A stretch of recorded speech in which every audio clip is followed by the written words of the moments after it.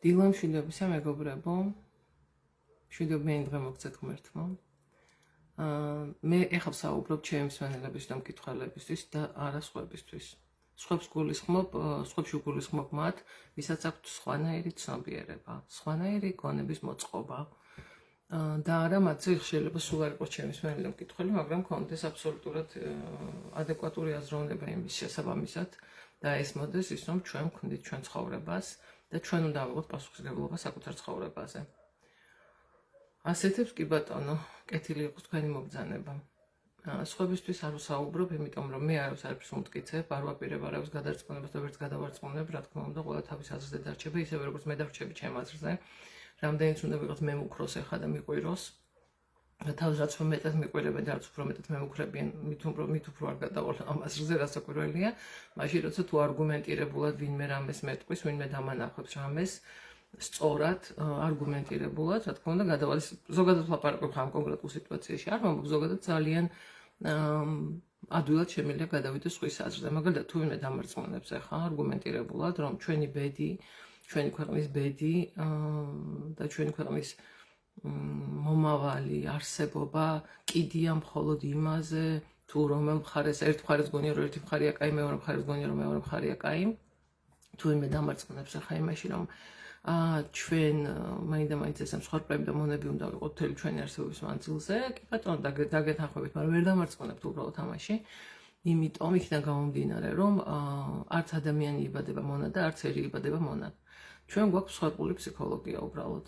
ჩვენი ისტორიიდან გამომდინარე და ჩემი აზრით გამოსავალი სწორედ ამაშია, რომ ადამიანებმა ზუსტად რა არის მსხვერპლული ფსიქოლოგია არის, როცა სულ სხვის იმედზე ხარ, სხვამ უნდა გიშველოს, სხვასთან უნდა იყო და ჩვეულებრივი ნორმალური ცნობიერება არის, როცა ფიქრობ, შენ როგორ იპოვო გამოსავალი, შენ თვითონ. შენ როგორ გაძლიერდე, შენი რესურსები როგორ გამოიყენო სწორად. როგორ დაალაგო ეს ყველაფერი ჭკვიანურად, გონივრულად და არა ისტერიკით და იმით რა ქვია წერილკივილით. ამიტომ მე მოგმართავ ჩემს გოგოებს ასე გეძახით, ჩემებს ყველას იცით. მე მოგმართავ თქვენ იცით ძალიან კარგად ეს უბრალოდ როცა ეს კრიზისული სიტუაცია არის, ხომ ხშირად გვავიწყდება. და აი ზუსტად მე მახსოვს უკრაინის ომი რომ დაიწყო, რუსეთ-უკრაინის ომი რომ დაიწყო, მაშინ იყო რაღაც ძალიან ბევრი იყო აფექტის მდგომარეობაში და მაშინაც ბათუმში ვიყავით და ძალიან ყოველდღე ვერთვებოდი ლაივში და ყოველდღე საუბრობდით იმაზე, როგორ დამშვიდებულიყავით, როგორ დავწყნარებულიყავით, როგორ დაგვეოკებინა ეს ჩვენი ემოციები, იმიტომ რომ ემოციები გვიხატავს მე ნეგატიურ სურათებს, ეს ნეგატიური სურათები მე სადაც იცით თქვენ რომ სადაც მიდის ყურადღება, იქ მიდის ენერგია და სადაც მიდის ენერგია ის იმას ეძლევა ძალა და ხორციელდება. კაკაკი ბაქრაძე ამბობდა ხოლმე, ყველა ხალხი იმსახურებს თავის მთავრობას, რომ მაშინ არ მესმოდა რას ნიშნავდა ეს. რაღაცა შორეულად ხვდებოდი, მაგრამ კარგად ვერ ხვდებოდი. ეხლა ხვდები ძალიან კარგად, იმიტომ რომ თუ ხალხი არის მსხვერპლობაში, რა თქმა უნდა ის ვერასოდეს ვერ შექმნის ისეთ მთავრობას, რომელიც ამ ხალხზე იფიქრებს და იზრუნებს. ვერასოდეს შექმნის ისეთ ოპოზიციას, რომელიც ხალხზე იფიქრებს და იზრუნებს და ოპოზიცია საერთოდ რისთვის არსებობს? ოპოზიცია რა არის? პოზიცია და ოპოზიცია. ოპოზიცია რომ იყოს ძლიერი ქვეყანაში, მაშინ ვერც ერთი იქ სადაც ოპოზიცია ძლიერია, ვერც ერთი მთავრობი, ვერც ერთი ქვეყნის ხელისუფლება ვერ წყალებში გაიჯეჯილებს, იმიტომ რომ მას ყავს იქ საპირწონე მეორე. ოღონდ ოპოზიციის მიზანის კი არ უნდა იყოს ესენი ჩამოვაგდოთ, დაგდავჟეთ რამენაირად. ოპოზიციის მიზანი ის უნდა იყოს, რომ მოდი ერთობლივად ეს ქვეყანა წავიყვანოთ წინ, ისე როგორც ხელისუფლების მიზანი უნდა იყოს, რომ ქვეყანა წავიდეს წინ. მაგრამ რომელი ქვეყანა უნდა წავიდეს წინ? მოდით ესე დავსვათ კითხვა. რომლის შვილების უდიდესი უმრავლესობა, უდიდესი უმრავლესობა არა, ბოდიში სამწუხაროდ, საბედნიეროდ უდიდესი უმრავლესობა არა, მაგრამ დიდი ნაწილი და ეს დიდი ნაწილი უფრო მეტად არის აქტიური ამ ქსელებში, რომელმაც საბოლოო ჯამში ბევრი კარგი გაგვიკეთა, მაგრამ ბევრი ცუდიც გაგვიკეთა. ამ ქსელებში რა არის აქტუალური და რას უწყობს თვითონ მათი პოლიტიკა, თუ არ ვიცი რა. რაც უფრო სკანდალურია, რაც უფრო ნეგატიურია, ინფორმაცია თუ ისე რა ქვია რაღაცა არ ვიცი ვიდეოა თუ რაც არის ამ მნიშვნელობა, ყველაფერი არის ყველაზე მეტად ჩვენებადი და ყველაზე მეტად ნახვადი, ასე ვთქვათ. ბოდიში კალკისთვის ეს ცუდი ის არის ნახვადი არის, ყველაზე მეტად ნახულობენ და ყველაზე მეტად უსმენენ. და ყველაზე მეტად აჩვენებს ჩვენი საყვარელი Facebook-იც. რაც არ უნდა პოზიტიური და გადასარევი და სასარგებლო და ასეთი და ისეთი რაღაც დადო თუ შენ თვითონ რაღაცა არის მასქენი ცოტა შეუწყვა ხელი რომ რამდენიმე ადამიანმა მაინც ნახოს თავიდან თორემ ეგრევე ჩააგდებს საზღვრებს ხომ მაშინ აბა დადეთ რამე სკანდალური და ცუდი ხალხის მიდრეკილებაც აქეთკენ არის უფრო ესეც ხელს უწყობს რომ უფრო მეტმა ნახოს და აქედან გამომდინარე იქნება შთაბეჭდილება რომ ადამიანების დიდი უმრავლესობა არის აი ეს ნეგატიური და უმრავლესობას ძულს ქვეყანა რომელ ქვეყანაზე ვლაპარაკობთ გოწეღან დავსვი კითხვა და მე პატარა ახსნა განმარტება გავაკეთე რომელ ქვეყანაზე ვლაპარაკობთ რომელიც არის ჩამოვთვლი საწყალი საცოდავი უბედური გაჭირვებული მიწასთან გასწორებული უიმედო ესე იგი ბანძი რაღაცა ну რა ვიცი მოკეთ კიდე რა სიტყვები გახსენდებათ ძალიან ბევრი ის მე უბრალოდ არ უსმენ ხომ ეს რაღაცებს ძალიან ნერვები მეშლება ყველაზე მეტად ამაზე მეშლება ხომ ნერვები და ამიტომ იშვიათად უსმენ მაგრამ რა თქმა უნდა ვიცი ეს ყველაფერი და მხვდება ყურში აი ქვეყანა რომელსაც მისი წევრები აი ასე მოიხსენიებენ დღე და ღამე და არის ერთი და კიდევ ეს ოჯახია ხო ანუ წარმოიდგინეთ ახლა რომ ოჯახი ერგრეგორი ოჯახის ერგრეგორი გვარის ერგრეგორი საგვარეულოს ერგრეგორი და თქვა ქვეყნის ერგრეგორი მოდი დავავიწროვოთ რანგინად საგვარეულოზე დავიყვანოთ საგვარეულოს ერგრეგორი რას ნიშნავს ну რაღაცა ეს დაიწყო ვიღაცამ ერთი მეორეს წაეკიდა ის ამას ლანძღავს ეს მე იმას ლანძღავს მე სხვებიც ერთვებიან უკვე ოჯახები ოჯახებს წაეკიდნენ ბავშვები ბავშვებს ცემენ დიდები დიდებს ეჩხუბებიან მოკეთ მოხუცები იწყოვლებიან და აი ამ გვარში ტრიალებს ეს რა ქვია აი ეს ერთმანეთის ლანძღვა გინება წყევლა კრულა მიწაში ჩადება ამოღება კიდევ ჩადება შვილებიან შვილიშვილებიანად წყევლა რა ბაიმე ისეთი წყევლები წავიკითხე ამ ბოლოს ხო გეუბნებთ არ ვკითხულობ ხოლმე მაგრამ რაღაცა ხო ხდება მაინც ხანდახან თვალში რაღაც ისეთი წყევლები და გინებები წავიკითხე რომ აი შემოქმედებითობის ის უკვე პიკი გვაქვს რა მაგ მიმართულებით რა მე რატომღაც მაგ მიმართულებით მარტო როცა და წარმოიდგინეთ ეს პატარა საგვარეულო ხო რომელშიც ეს ამბები ტრიალებს და ეხა მითხარით ამ საგვარეულოს მომავალი აქვს ერთი მხარე არის პოზიცია, მეორე არის ოპოზიცია. ეს ამას ამტკიცებს, ის იმას ამტკიცებს, ხო? ნუ ვიღაცები არიან ჩუმად თავისთვის გაჩუმებული, რომლებიც ხვდებიან, რომ არც ეს არის სწორი, არც ის. მაგრამ ჩუმად არიან.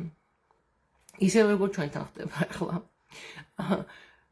რა მომავალი აქვს ამ საგვარეულოს? რა მომავალი აქვს ამ ერს?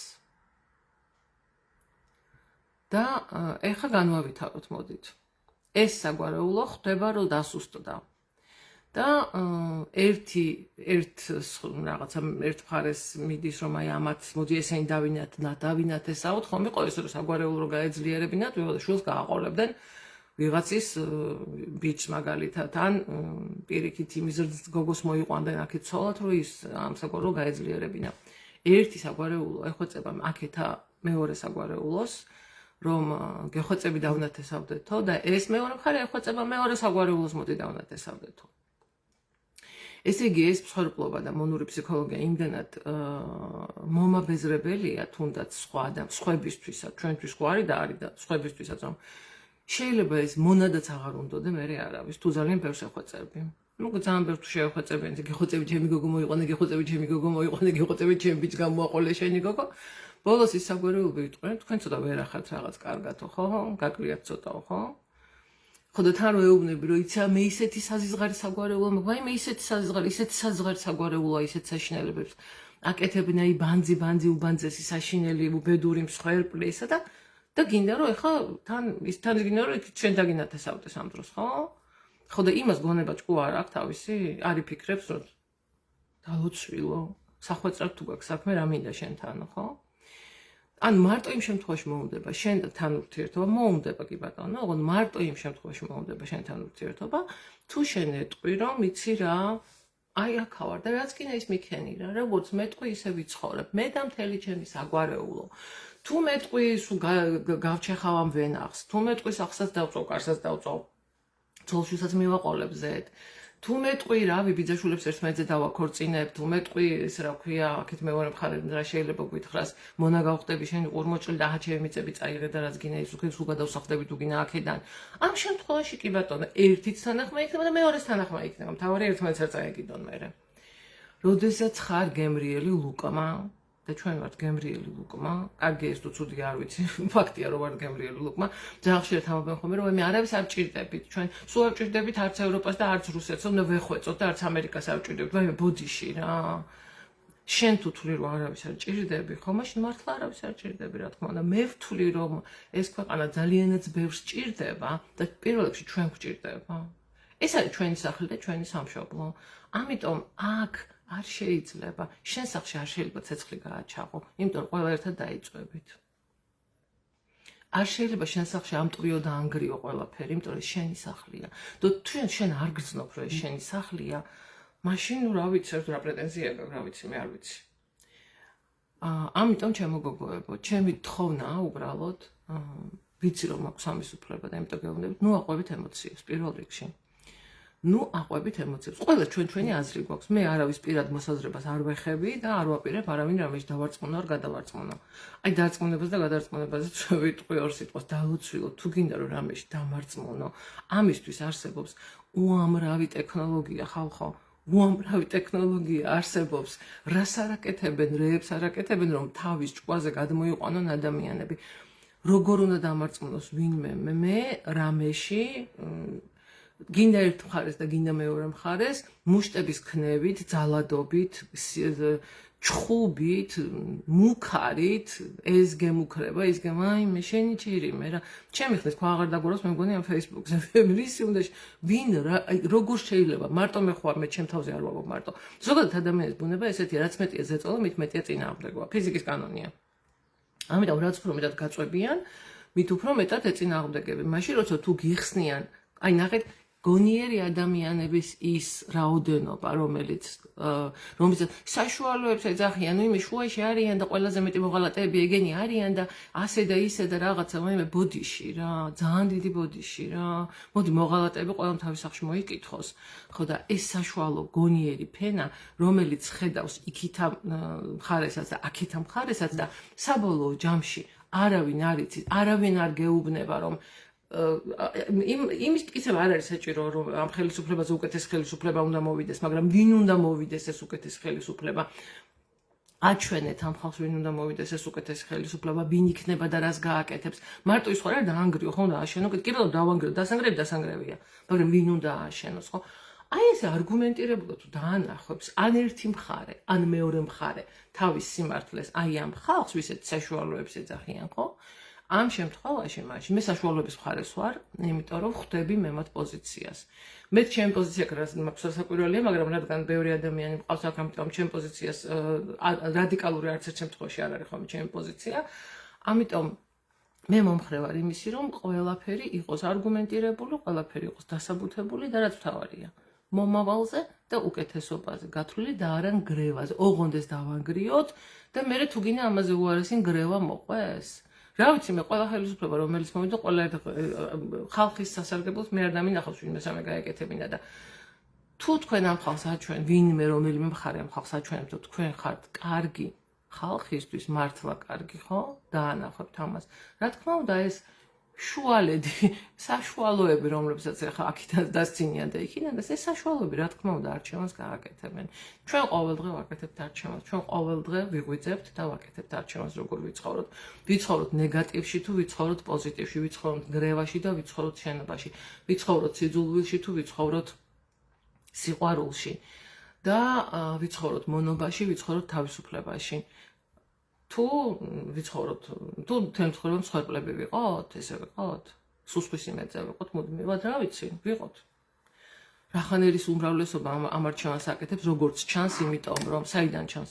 იქიდან ჩანს, რომ არ გამოჩნდა ძალა, სამწუხაროდ არ გამოჩნდა ძალა, რომელიც აი ერთმნიშვნელოვნად არის ეროვნული და ეძებს გამოსავალს ეროვნულობაში და არა მსხვერპლობაში.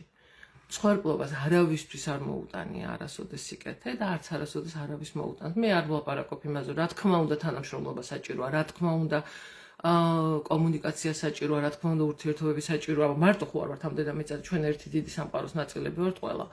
უბრალოდ გააჩნია კომუნიკაციის ფორმას, გააჩნია ურთიერთობის ფორმას, გააჩნია ამ თანამშრომლობის ფორმას. აი ესეთი ძალა სამწუხაროდ არ გამოჩნდა. მე ძალიან სულ ამ ძალას ველოდები და სულ მგონია რომ გამოჩნდება. ამდენ ხანს ეტყვა გამოჩნდა არ ვიცი. ეგეც ისევ და ისევ იქითკენ მივდივართ რომ ჯერ კიდევ იმდენად ღრმად ვართ მსხვერპლობაში რომ ჩვენთვის თავისუფლება ძალიან ადრეა. მე იმედი მაქვს რომ მოვესწრები ამ თავისუფლებას, რეალურ თავისუფლებას. ეხლა გეხვეწებით, აქ არავინ არ დამიწყო ჭკუის სწავლება, და იმდენი ხანია ვცხოვრობ უკვე და იმდენი ის გავიარე, რა ქვია. საბჭოელიც ვიყავი სხვათა შორის, ხო თუ ვინმეს ეს ამბავი აწუხებს და იმ საბჭოელობაში ზუსტად რომ რუსეთი რო არ გვინდოდა, იმიტომ ვიდექით იმ 9 აპრილსაც და კიდე მანამდე ძალიან ბევრ ადგილას და ეროვნულ ყრილობებზე დავდიოდით და ფორუმებზე დავდიოდით და ეროვნულ მოძრაობაში ვიყავით და ყველაფერს ვაკეთებთ რუსეთთან გამოსულიყავით, როგორმე გავთავისუფლებულიყავით.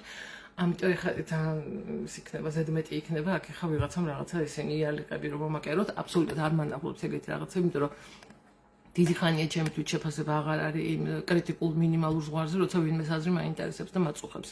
ასეთი აზრი, თორე პოზიტიური და დადებითი აზრი კი ბატონო. ამიტომ აი ეს პოზიცია რომ ჩვენ ვართ მსხვერპლები, ხო? იმდენად გამჯდარია ჩვენში, რომ არ მოდის ძალა, რომელიც იქნება რეალურად ეროვნული და რეალურად თავისუფლებაზე ორიენტირებული. ჩვენ რა შეგვიძლია გავაკეთოთ? იციან გოგოებმა რაც შეგვიძლია გავაკეთოთ, გუშინაც ჩატში ამაზე წერდნენ ზუსტად რომ ბევრი ადამიანი რომ იყოს საქართველოში, რომელიც აი ასე ცulis თავის ამ მსხვერპლობას, ამ თავის რაღაცა ტრაუმებს, წარსულის იმ ისტორიულ ტრაუმებს, რომელიც ყველა გვარში არის, ყველას მოყვება, ისეთი ისტორია ქონდა, როგორ არ მოყვება. ვინც კი საგვარეულო გაიარა, ვინც რაიმე ღრმა კურსები გაიარა, ყველამ გააცნობიერეს და ყველა ნეტა შეიძლებაოდეს, რომ საქართველოში ბევრი ადამიანი აზროვნებდეს ასე, მაშინ გვეშველებოდა. ასე როგორ იცოდეს საკუთარი თავის ფასეულობა, გრძნობდეს თავის ფასეულობას. მე თუ გრძნობ ჩემ ფასეულობას, მე ვგრძნობ ჩემი ოჯახის ფასეულობას, მე ვგრძნობ ჩემი საგვარეულოს ფასეულობას და მე ვგრძნობ ჩემი ქვეყნის ფასეულობას. ყველა, ვინც ვერ გრძნობს თავის ქვეყნის ფასეულობას, ყველა, ვინც ლანძღავს თავის ქვეყანას, დედას, ანუ ხო, ვინც ლანძღავს რეალურად თავის დედასაც, თავის ოჯახს, თავის წარსულს, თავის წინაპრებს, წინათაობებს, ყველას აქვს უდიდესი პრობლემა საკუთარ თავთან და ყველას აქვს უდიდესი კომპლექსები. ვინც მიიღებს, ვინც არ მიიღებს, ისინი არც უსმენენ ახლა ჩემი მას პრინციპში მე ვინ მომისმენს ახლა იმ ისინი სხვა რამებს უსმენენ, მაგრამ ისევ იმას დაუბრუნდები, რომ აი ჩვენი სამუშაო არის, რომ რამენაირად ჩვენ თვითონ უფრო მეტად გავძლიერდეთ, იმიტომ რომ ჩვენ რო ძლიერდებით, ეს ჩვენს ოჯახში გვინდა თუ არ გვინდა და გვინდა რასაკვირველია. ჩვენს ოჯახზეც გადადის ეს ენერგია, რომელშიც ჩვენ ვართ, ხო? და მე რაღაცნაირად ასე თუ ისე ვაძლიერებთ ერთმანეთს. ეხლა ჯადოსნური სოფელი რო გავაკეთე, ჯგუფი გამახსენდა ეხლა. ზუსტად ეგ იყო ერთ-ერთი ყველაზე მთავარი მოტივი ამისი, რომ ჩემი გოგოები, რომლებიც სადმე რო კურსზე გაიცნობენ ერთმანეთს, ველნეს უქმებზე გაიცნობენ, სადაც გაიცნობენ, სულ ერთად უნდა თყვაფნა, სულ ერთმანეთს ეძებენ. რამე ახალ ტურსով გეგმავ, სათითაოდ მეკითხებიან. უკაცო, ჩემი გოგოები მოდიან? ანუ ჩემ გოგოებში ყველა მოიაზრებს მას, ვისაც ერთად რამე აქვს გავლილი. ამიტომ მინდა რომ ეს პატარ-პატარა ჯგუფები გაერთიანდეს ახლა. აი ამ, სხვა ფორმატი ვერ მოვიფიქრე მე ჯერჯერობით, აი ამ ჯადოსნური სოფლის პოემაში, რა ქვია, ჯგუფში. და მე ყველაფერს გავაკეთებ, აი მართლა ჩავდებ ჩემს, იმიტომ რომ იმდენად ისე მოვიდა რაღაცნაირად თავისთავად უცებ ეს იდეა, სულ არაფრიდან საერთოდ რო არ ვფიქრობდი და იმდენად მე მოდის ახალ-ახალი იდეები, როგორ გავაძლიეროთ ეს ჯგუფი, როგორ წეროთ სცენარები თითოეული ჩვენი ცხოვრების, იმიტომ რომ ძალიან ბევრმა არ ვიცით რა გვინდა ცხოვრებისგან და აუცილებლად იქნება ერთ-ერთი ჩვენი გაკვეთილი თემა, გაკვეთილი არა, ერთი ჩვენი თემა და მედიტაცია ამ თემაზე, მედიტაცია, სავარჯიშო მედიტაცია, მე ღრმა მედიტაციებზე არ ვსაუბრობ, რომელიც შეეხება ჩვენს ქვეყანას, რომელიც შეეხება ჩვენს ერს. იმიტომ ჩვენი ერი არის ჩვენი სხეულის ნაწილი, როგორც გინდა ახლა ისე ყვიროდეს, ასე ყვიროდეს, ილანძღებოდეს, იწევლებოდეს, ჩვენი ნაწილია, ჩვენი ანარეკლია ისიც ჩვენში რაღაცას ირეკლავს. ამიტომ ჩვენი მოვალეობაა, რომ ჩვენ თავში გავაძლიეროთ მუშაობა. მე ხა დროშებით ვერ დავიწყებ სირგულს, ვერც კიდევ ვერც აკი და ხმალს ვერ მოვიმარჯვებ და ვერ დავიწყებ ქნევას, მე რაც შემიძლია, იმას ვაკეთებ ჩემი ქვეყნისთვის. და ერთ მას მოგიყვებით ისტორიას ბევრმა იცით ალბათ და დავამთავრებ, გამიგრძელდა. ის რა ქვია, ჯო ვიტალე არის ესეთი თავიდან როცა დაიწყო ეს პიროვნული ზრდის სოფლიოში ინტენსიურად დაიწყო ეს აქტიური მოძრაობა პიროვნული ზრდის მიმართულებით, ეს იყო ერთ-ერთი პირველი ადამიანი, რომელიც მონაწილეობდა და ძალიან წიგნებიც აქვს დაწერილი, იმაშიც არის გადაღებული ფილმში, რა ქვია, საიდუმლო, ამ ფილმმა სერიოზული ძვრა მოახდინა მაშინ მსოფლიოს ცნობიერებაში, ჩვენთან რა თქმა უნდა გვიან შემოვიდა. და ჯო ვიტალემ ერთხელ სადღაც წაიკითხა შემთხვევით რაღაც გაზეთის ფურცელზე წაიკითხა რომ სადღაც ამერიკაში რომელიღაც შტატში არ მახსოვს იყო ადამიანი რომელიც მუშაობდა ციხის ფსიქიატრიულ საავადმყოფოში მიიყვანეს როგორც ექიმი და რამდენიმე თვე იმუშავა და ეს ციხის ფსიქიატრიული საავადმყოფო დაიცალა ანუ მასქნა რა დაცარიელდა ანუ პაციენტები აღარ ყავდათ და ეს იყო საავადმყოფო, რომელიდანაც მანამდე ყველა ექიმი გარბოდა, ყველა სანიტარი გარბოდა 2-3 თვეზე მეტი ვერავინ ვერ უძლებდა ამ ციხეში მუშაობას, იმიტომ რომ ძალიან მძიმე იყო, აი ამ იქ იყვნენ კაცის მკვლელები, იქ იყვნენ რაღაცა მოძალადეები და რაღაც ესეთი ადამიანები, რომლებიც ნუ მათთან ყოფნა ძალიან ძნელი იყო. ეს კაცი იყო ჰიულინი, ესე ერქვა. და ჯო ვიტალემ დაიწყო ძებნა, ძალიან დაინტერესა, რა თქმა უნდა დაინტერესა. ძალიან ბევრი ეძება, მოკლედ სად იყო რა იყო, ბოლოს იპოვა ეს ადამიანი და მე ამ წიგნში, რომელსაც ქვია ცხოვრება შეზღუდვების გარეშე, ამ წიგნში აღწერა აღწერილია მთელი ეს ძებნის პროცესი, მე როგორ შეხვდნენ, მე და ყველაფერი. ნუ მე რაღაც სემინარებიც ჩაატარებინა ამას და ეს წიგნი მე ერთად დაწერეს მათ. ჰიულინიც არის ამ წიგნის ავტორი. და არსირაში აღმოჩნდა ის რა ქვია ეს მინდოდა მე თქვა დღეს ამიტომ დავიწყო და მაინც გრძელი შესავალი გამომივიდა იმიტომ რომ ადამიანები ვართ ყველა ამ ქვეყნის შვილები ვართ და გვტკივა ძალიან ბევრი რამ არსირაში აღმოჩნდა ეს იყო ძველი ჰავაის კუნძულების მეთოდი იქ იყვნენ კახუნები ერქვა ანუ ნათელმხილველები არა მკურნალები უფრო ესეთი რა ქალი ერთ-ერთი რომელიც იყო შემორჩენილი ამ ძველი ტრადიციიდან და ისინი რასაკეთებდნენ რომ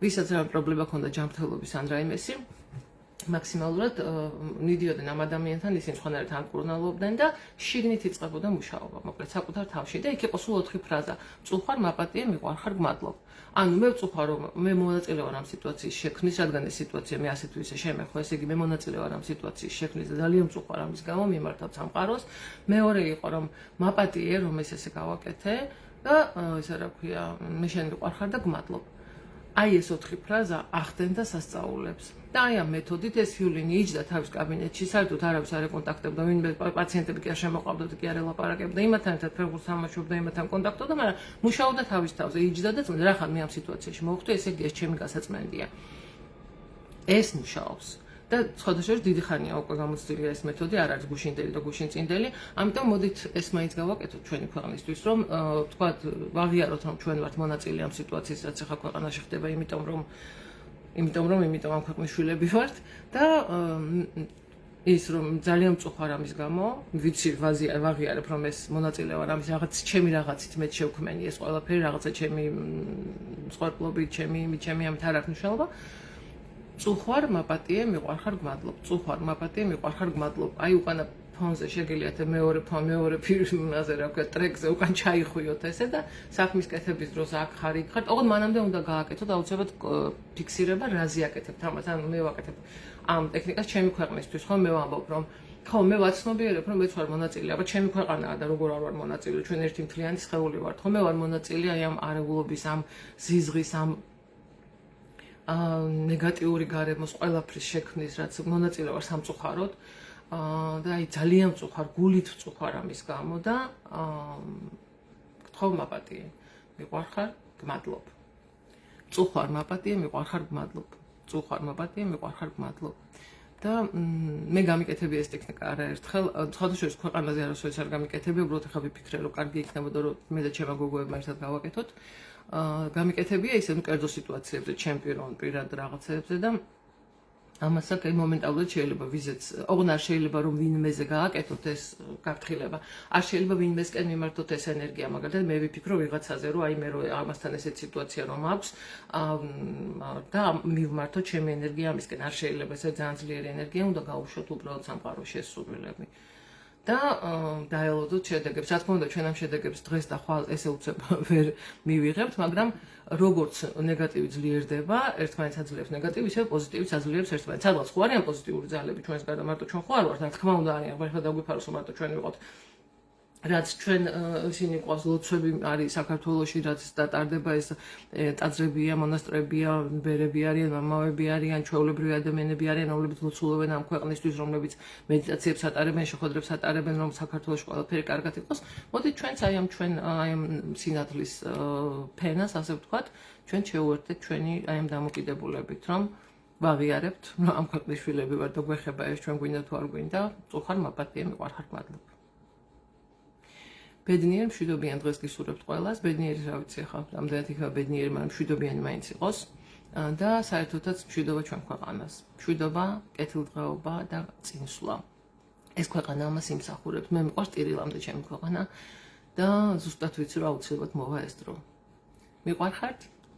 კარგად, ბედნიერად მომავალ შეხვედრამდე.